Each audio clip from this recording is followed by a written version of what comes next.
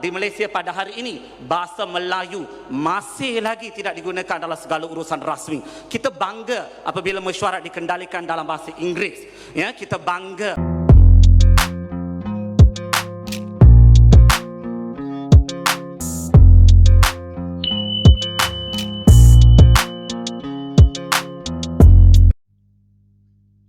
Salam Nusantara, NKRI harga mati. Kawan-kawan, kali ini saya akan mereaksi sebuah video seorang Profesor Doktor Malaysia, bagaimana ia kecewa bahasa Melayu Malaysia tidak dipergunakan dengan baik masyarakatnya, apalagi pemerintahannya. Dia mengatakan bahwa sesungguhnya bahasa Melayu ini harus dibiasakan dipakai di rumah, di mana di sekolah dan dimanapun berada, karena itu adalah satu kekayaan bangsa Malaysia atau kewajiban sebagai bangsa Malaysia untuk mempergunakan bahasa Melayu itu. Nah, kita tahu bahwasanya pada saat ini juga ya, bagaimana Perdana Menteri Malaysia menginginkan bahasa Malaysia ini bisa menjadi bahasa nomor 2 di ASEAN atau bahasa pengantar di ASEAN. Tetapi apa yang digadang-gadang atau direncanakan, diusulkan oleh pemerintahan Malaysia ini supaya bahasa Malaysia ini bisa menjadi bahasa kedua di ASEAN, ternyata tidak mendapat respon dengan baik. Sebab di dalam negeri Malaysia sendiri, bahasa Melayu Malaysia itu tidak dipergunakan dengan baik. Sehingga profesor ini, yang doktor ini, dia sangat kesal ya. Dia seperti kesal sekali bagaimana bahasa Malaysia ini tidak dipergunakan dengan baik. Baik kawan-kawan, tanpa banyak bicara, saya akan memutarkan video itu yang dimana seorang profesor doktor ini berapi-api menyampaikan kekesalannya terhadap bahasa Melayu yang tidak dipakai secara wajib di Malaysia. Pertama yang perlu kita pegang, kedudukan bahasa Melayu diperkukuh dengan kewujudan Akta Bahasa Kebangsaan, Akta tahun 1963 garis palang 67. Dalam akta ini, kedudukan bahasa Melayu diangkat martabat dan darjatnya untuk menjadikan bahasa Melayu ini bahasa kebangsaan dan juga digunakan dalam semua urusan rasmi. Section 2 jelas menunjukkan bahawa bahasa Melayu perlu digunakan dalam semua urusan rasmi, dan kita sedar di Malaysia pada hari ini bahasa Melayu masih lagi tidak digunakan dalam segala urusan rasmi. Kita bangga apabila mesyuarat dikendalikan dalam bahasa Inggeris. Ya, kita bangga apabila kita berbicara kita menggunakan bahasa Inggeris, dan paling teruk masyarakat Malaysia ya, minta maaf ya, saya tak nak berlapik, saya tak nak berkias. Biar kita berpijak di bumi yang nyata. Di mana bumi dipijak, di situlah langit dijunjung. Tak payah berkias, tak payah berlapik, sebab kita bercakap secara telus dan terbuka. Biar semua orang tahu apa masalah utama kita. Kita yang paling teruk, kita bercakap, kita merancukan bahasa. Berlaku kerancuan bahasa yang ketara. Maksud rancu ialah campur aduk bahasa yang tidak seharusnya berlaku.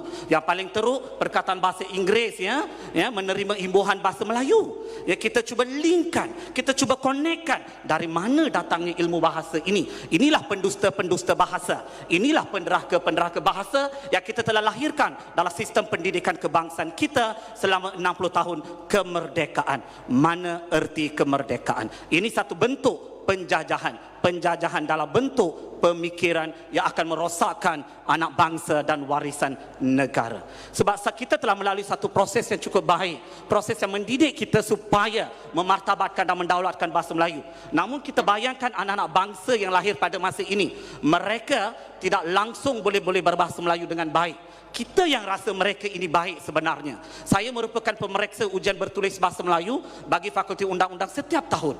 Jarang sekali pelajar mendapat markah penuh dalam penulisan bahasa Melayu kerana kesalahan tata bahasa ketara, penggunaan istilah-istilah bahasa Melayu, perkataan-perkataan bahasa Melayu rata-ratanya terjemah langsung daripada bahasa Inggeris. Ya, influence jadi influensi, jurisdiction jadi jurisdiksi, ya, participation jadi partisipasi. Kalau semua boleh terjemah begitu, nation kena jadi nasi. Tapi tak jadi pun nation sebagai nasi. Maknanya ada perkataan yang tak boleh kita ubah, tapi kita ubah. Ini yang berlaku. Sebab masalah bahasa Melayu ini ialah masalah jati diri kita. Kita tidak berbincang bahasa Melayu ini sebagai satu bahasa, satu alat, satu medium, satu wadah, satu wahana. Tapi kita berbicara bahasa Melayu ini sebagai satu alat jati diri anak bangsa. Kalau kita nak menyatukan bangsa, kita menggunakan bahasa sebagai alat perpaduan. Saya daripada sekolah kebangsaan. Saya orang Felda. Saya fasih berbahasa Melayu kerana bahasa Melayu adalah bahasa kebangsaan saya. Di rumah saya menggunakan bahasa ibunda, bahasa Tamil. Di rumah saya menggunakan bahasa Tamil, anak-anak saya fasih berbahasa Melayu. Bagi saya ini paling penting. Kalau kita bangga kita boleh bercakap bahasa Inggeris dengan baik, kita sepatutnya malu dan hina kerana tak boleh bercakap bahasa Melayu dengan baik. Minta maaf. Kita yang bangga anak saya boleh bercakap bahasa Inggeris dengan baik. Bangga, ya. Bolehkah bercakap bahasa Melayu dengan baik? Jika tidak, sepatutnya buang negara bagi saya. Minta maaf. So, bahasa Melayu bahasa kebangsaan. Orang Malaysia sepatutnya boleh bertutur bahasa Melayu dengan baik. Kalau tak boleh bertutur, sepatutnya kalau saya yang ada kuasa, saya bagi tempoh 6 bulan. Cuba fasih berbahasa Melayu. Tak boleh, buang negara. Mudah.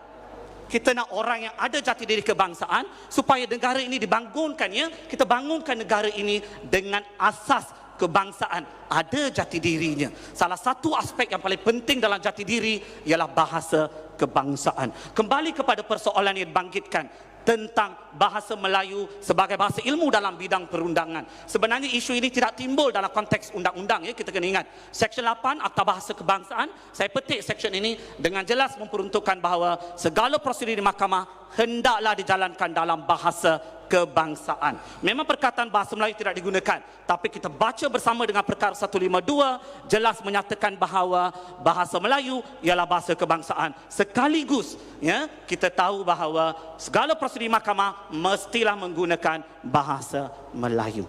Namun mungkin persoalan berbangkit di kotak fikiran kita bersama-sama, mengapa ada mahkamah yang masih menggunakan bahasa Inggeris? Sebenarnya peruntukan Seksyen 8 memberikan budi bicara. Ya, ada provisonya, ada budi bicaranya di situ, menyatakan bahawa mahkamah boleh atas kehendaknya sendiri atau atas permintaan pihak lain selepas menimbangkan kepentingan keadilan. Ya, maknanya mahkamah sendiri pun boleh, ataupun daripada kehendak orang lain pun mahkamah boleh mempertimbangkan untuk menjalankan prosiding sebahagiannya dalam bahasa Melayu dan sebahagiannya dalam bahasa Inggeris. Sepenuhnya bahasa Inggeris tak boleh. Kalau ada, sepatutnya prosiding itu tidak sah menurut Seksyen 8 Akta Bahasa Kebangsaan. Yang kedua, persoalan yang sering berbangkit ialah apa maksud kepentingan keadilan itu? Bagaimana hakim ini yang duduk mendengar kes ini mengukur kepentingan keadilan? Keadilan itu kepada siapa? Adakah keadilan itu kepada pihak-pihak saja? Bagi saya salah. Peruntukan Seksyen 8 menyatakan bahasa Melayu hendaklah digunakan sebagai bahasa mahkamah. Maka apabila bahasa Melayu hendaklah digunakan sebagai bahasa mahkamah, kepentingan keadilan itu juga perlu diimbangkan dengan kepentingan bahasa Melayu. Itu maksudnya budi bicara. Bicara yang perlu digunakan secara berbudi. Budi itu kepada bahasa Melayu. Tetapi ini tidak berlaku dalam konteks Malaysia, ya. Kita kena ingat. Jadi graduan kita yang keluar menggunakan bahasa Melayu, kita menggunakan dua bahasa, tapi 70% ya kita memang menggunakan bahasa Melayu. Apa masalah yang kita lihat? Ya, kita selalu dituding jari menyatakan graduan UKM bagus bahasa Melayu, tetapi kemampuan bahasa Inggeris mereka agak kurang. Ya, bagi saya mudah saja. Ya, kalau masalahnya bahasa Inggeris, pergilah mantapkan bahasa Inggeris. Kalau masalahnya bahasa Inggeris, memperkasakan bahasa Inggeris. Lain penyakit, lain pula penawarnya. Kenapa? Kalau masalah bahasa Inggeris, kenapa nak salahkan bahasa Melayu? Adakah sebab bahasa Melayu kita tak pandai bahasa Inggeris? Kalau dari malaikat dari langit turun mengajar pun, kalau kita tak nak belajar, sampai bila pun kita tak akan belajar? Bagi saya mudah saja. Kalau masalahnya bahasa Inggeris, mantapkan bahasa Inggeris, perkasakan bahasa Inggeris. Adakah sebab bahasa Melayu, bahasa Inggeris terjejas kedudukannya? Adakah sebab satu industri kata bahasa Inggeris sangat perlu? Kalau perlu pun, apa kesannya?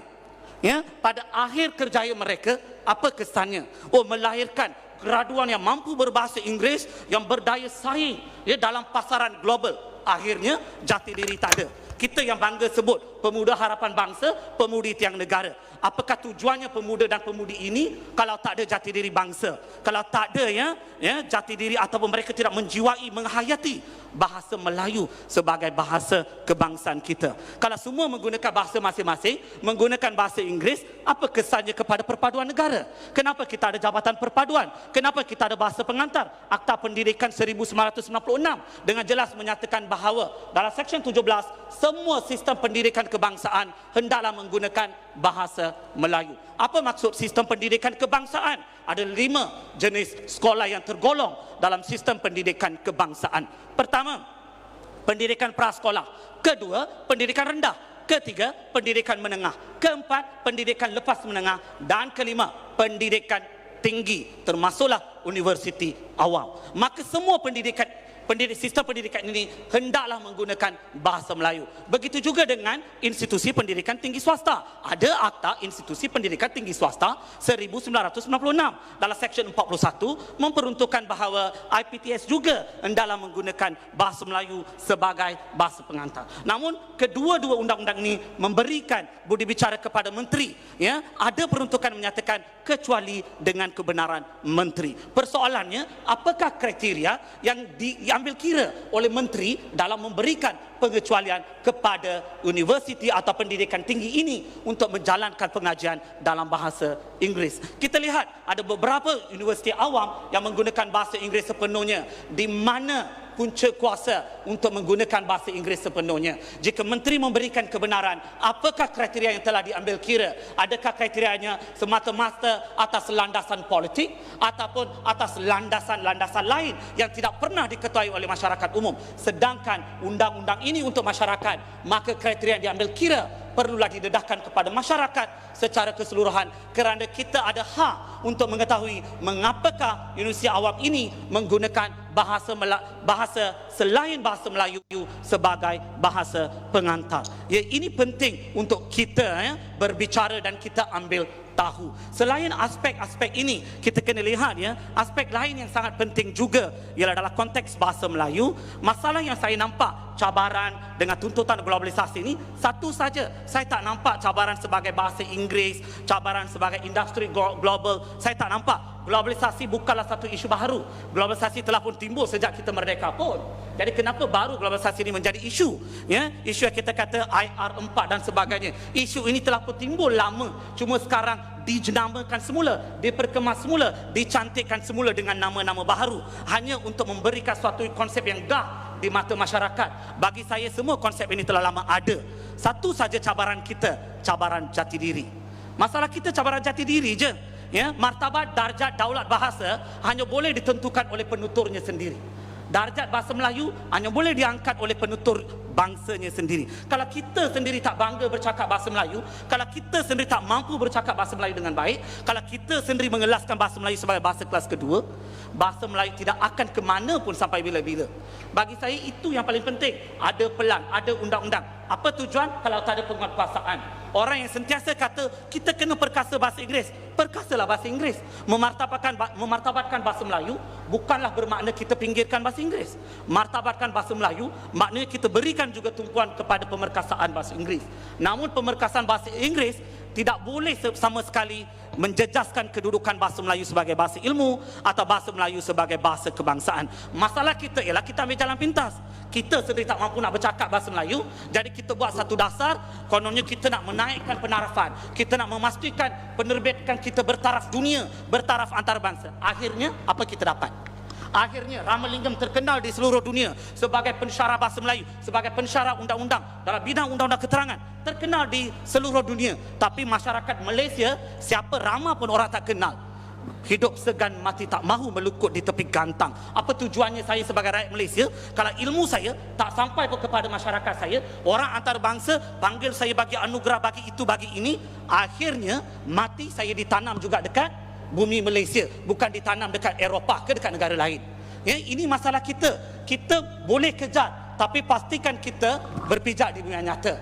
Jangan akhirnya dikejar pun tak dapat, dikendong pun kita berceceran. Bagi saya betul penarafan ini penting, saya tak nafikan. Kita mestilah ada penarafan. Tetapi penarafan itu juga boleh dalam bentuk acuan kebangsaan. Apa masalah dia?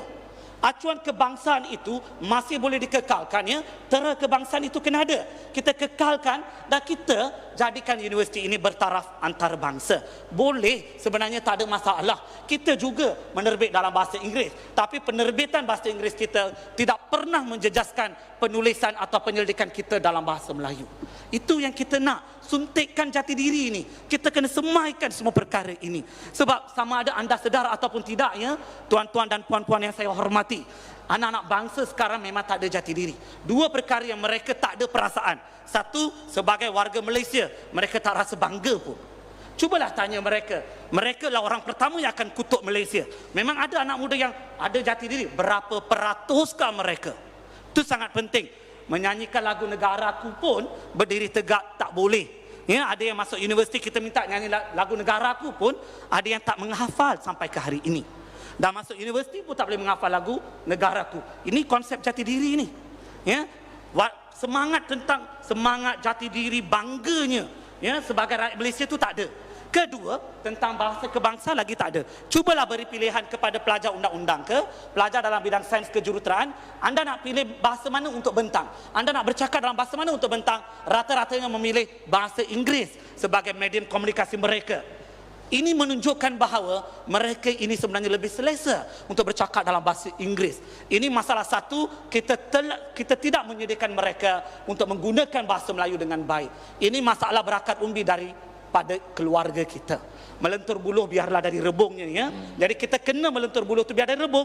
Ajak anak-anak kita, ya. Kita kena ingat, kalau anak-anak kita bercakap bahasa Inggeris pun, keturunan kita takkan berubah. Saya bercakap macam mana pun, macam native speaker ke, macam orang Eropah lebih pandai daripada orang UK pun, keturunan saya masih India, takkan berubah sampai bila-bila pun.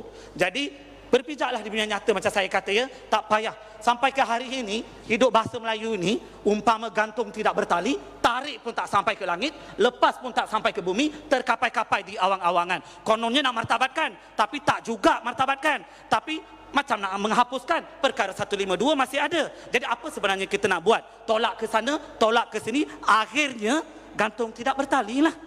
Itu maksudnya tarik pun tak sampai ke langit, lepas pun tak sampai ke bumi, terkapai-kapai. Tak ada orang boleh bantu kecuali kita sebagai rakyat Malaysia yang sebenarnya boleh mengangkat, ya, martabat, darjat dan sanjungan bahasa Melayu sebagai bahasa kebangsaan sekaligus sebagai bahasa ilmu. Itu saja daripada saya buat masa ini. Terima kasih.